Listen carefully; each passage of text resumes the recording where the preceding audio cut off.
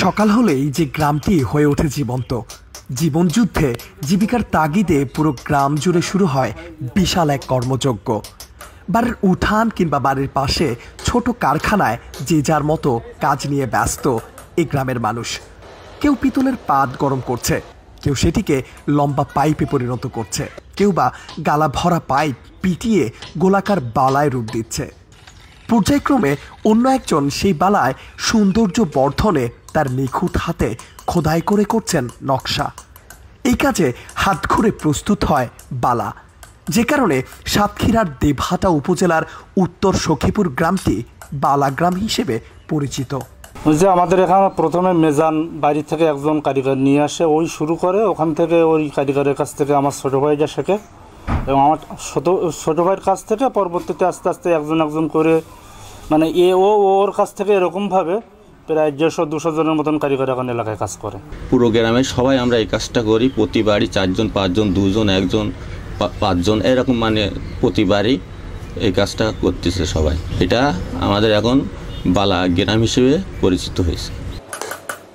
এই গ্রামের 2 শতাধিক পরিবারে উৎপাদিত বালা প্রাথমিকভাবে যাচ্ছে ঢাকা, যশোর, চট্টগ্রাম সহ কয়েকটি বড় বড় জেলা শহরে। সেখানে হাতে তৈরি খোদাইকৃত এসব বালায় রং পলিশ করা হয়, তারপর তা ছড়িয়ে যাচ্ছে সারা দেশ জুড়ে। বালা তৈরির এই কর্মযজ্ঞে সামিল হওয়ায় গ্রামটি থেকে দূর হয়েছে বেকারত্ব।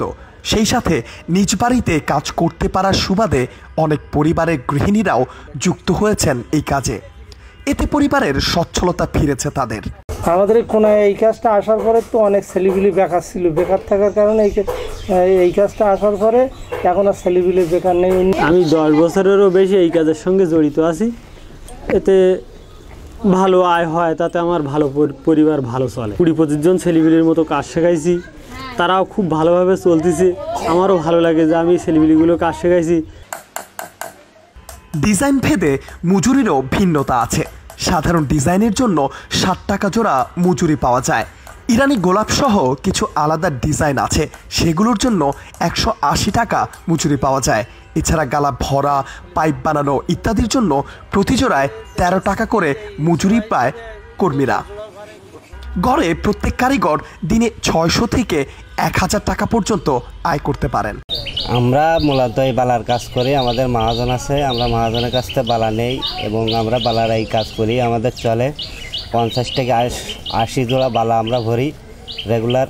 এটা একটা সিটি গোল্ডের কাজ, স্বর্ণ অলঙ্কারের পাশাপাশি এর একটা বিরাট চাহিদা। দেখা যাচ্ছে সোনার দাম বাড়তে গিয়ে এর একটা বিরাট চাহিদা হয়েছে। এলাকাবাসীর দাবি, সঠিক প্রশিক্ষণ ও স্বল্প সুদে ঋণের ব্যবস্থা করা হলে তাদের এই ব্যবসা আরও বড় করে বাংলাদেশের অর্থনীতিতে ভূমিকা রাখতে পারবে।